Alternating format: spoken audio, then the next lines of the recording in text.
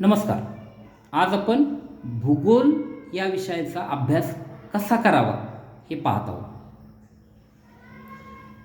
भूगोल विषयाचा अभ्यास करताना सर्वात महत्त्वाची गोष्ट म्हणजे आपल्याकडं नकाशा हवा आहे.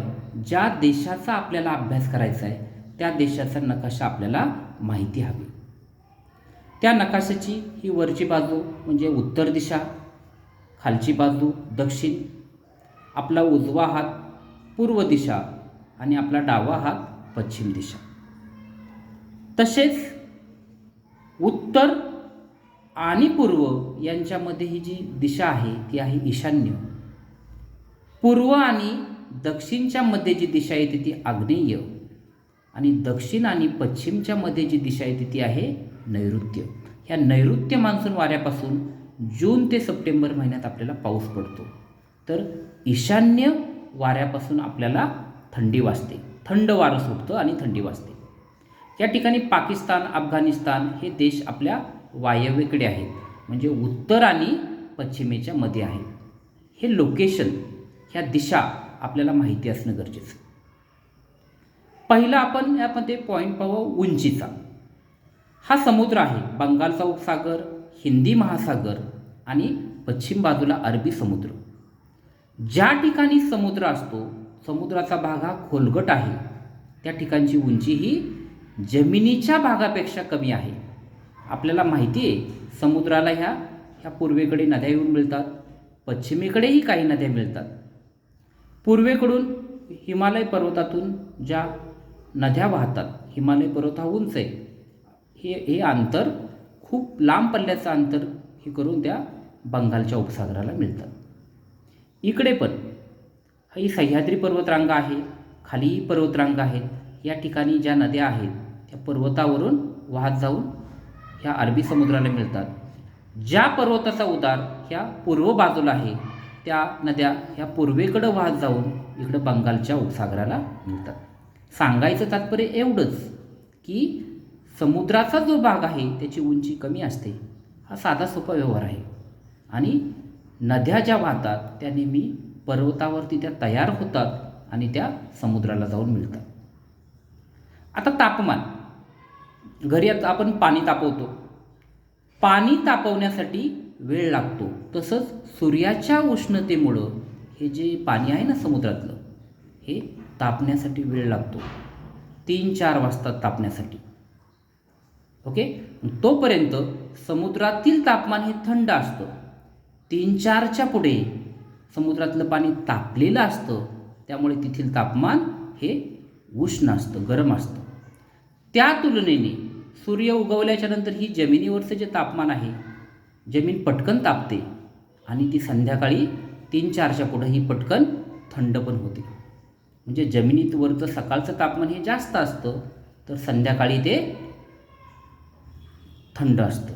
आणि समुद्रातलं सकाळचं तापमान थंड असतं, दुपारच्या पुढे त्याचं तापमान वाढतं. म्हणून ह्या समुद्र किनारपट्टीचा जो भाग आहे तो दमट भाग आहे. पुढचा मुद्दा आहे पाऊस.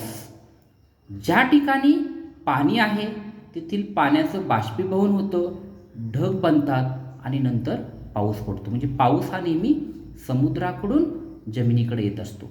आपल्याला जो पाऊस पडतो तो नैऋत्य मान्सून वाऱ्यांपासून पाऊस हा मिळतो.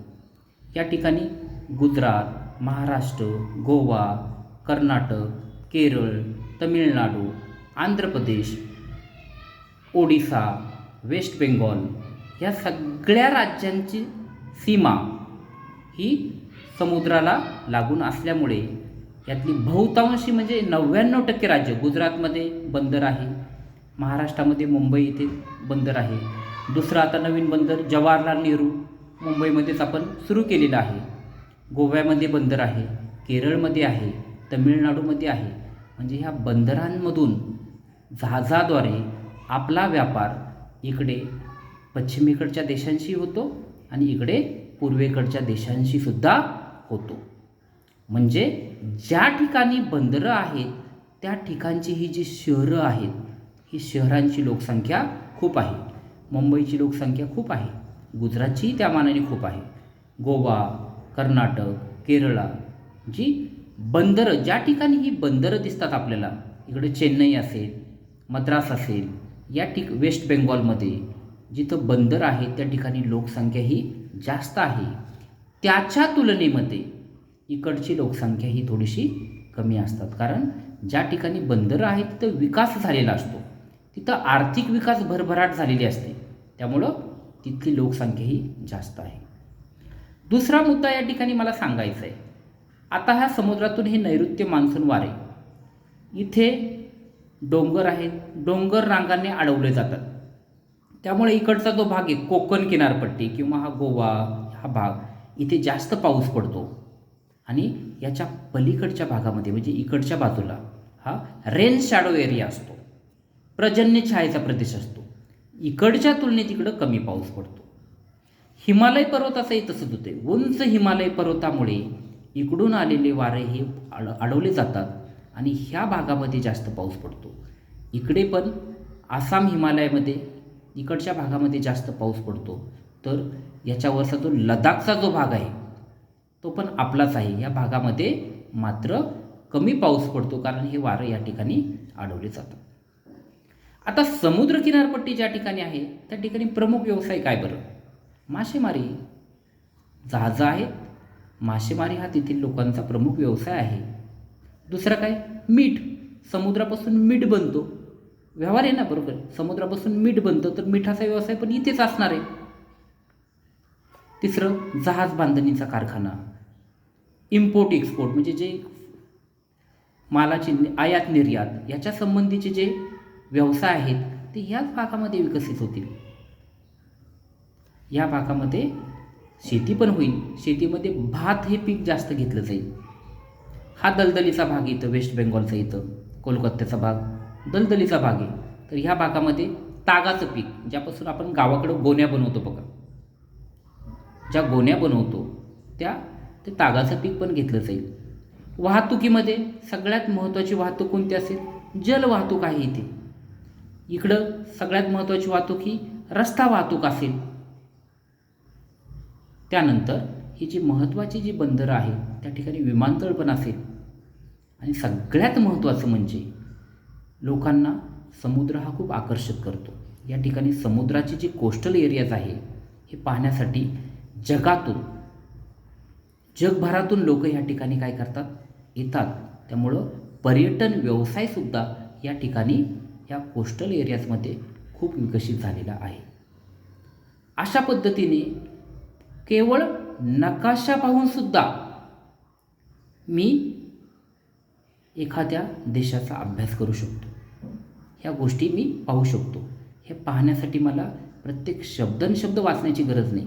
मी माझा कॉमन सेन्स अगदी व्यावहारिक दृष्टीने जर विचार केला तर ह्या गोष्टी मी सांगू शकतो. आता पुढे ज्या ठिकाणी पर्वतीय भाग आहेत, इथं बघा पर्वतीय भाग आहेत पण इथं थंडी आहे, सफरचंद जास्त भेटतात. इकडं आसाम या भागामध्ये चहाचे मळे आहेत. इकडे पण उंच पर्वतरांगाच्या भागामध्ये चहाचे मळे आपल्याला पाहायला भेटतात. हा भाग तसा पाहिला तर हा सपाट भाग आहे. पाणीही त्या तुलनेने कमी असल्यामुळे इथे ज्वारी, बाजरी, मका जे कमी पाण्यावरती येणारी कडधान्य अशी पिके ह्या भागामध्ये घेतली जातात. हा जर राजस्थानचा जर विचार केला तर यातला बराचसा भाग हा वाळवंटी आहे. तिथे कोणतीही पिकं घेतली जात नाही. आता समुद्रामध्ये खनिज तेल काढण्याचं काम चालतं. या ठिकाणी बॉम्बे हाय नावाचं एक ठिकाण आहे. तिथे समुद्रातून आपण खनिज तेल काढण्याचं काम करतो. आसाममध्ये पण दिग्बोई नावाचं ठिकाण आहे. त्या ठिकाणी पण आपण खनिज तेल काढण्याचं काम करतो. तसेच हा जो छत्तीसगड, ओडिसा, झारखंड हा जो एरिया आहे, हे जे क्षेत्र आहे या क्षेत्रामध्ये डोंगर रांगा आहेत. त्या ठिकाणी खाणकाम व्यवसाय खूप विकसित झाला आहे.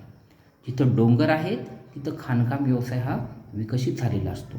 मग त्याच्या रिलेटेड उद्योग खाणीतून आपण कोळसा काढतो, लोखंड काढतो. मग मोठे मोठे जड उद्योग हे ह्या भागामध्ये विकसित होतात. अशा पद्धतीने ह्या गोष्टी घडत असतात. जी गोष्ट भारतासारख्या देशाला लागू होते तीच गोष्ट बाकीच्या देशालाही लागू होईल. जसा भारताला ज्या समुद्र आहे इथे याची उंची कमीच असणार तसं ज्या देशाला समुद्र आहे त्याच्या समुद्र जोडलेला आहे त्याची उंची कमी असणार आणि त्या देशामध्ये ज्या पर्वतरांगा असतील किंवा डोंगर रांगा असतील तिथून नद्यांचा उगम होत असणार. अशा पद्धतीने अगदी व्यावहारिक पद्धतीने आपण भूगोल विषयाचा अभ्यास करू शकतो. म्हणजे भूगोल विषयाचा अभ्यास करण्यासाठी पुस्तकातील शब्द पुस्तक तर वाचायचंच आपण, परंतु नकाशा पाहिल्याच्या नंतरसुद्धा काही व्यावहारिक गोष्टी आपल्याला समजतात आणि त्या समजणं खूप गरजेचं आहे. Thank you so much.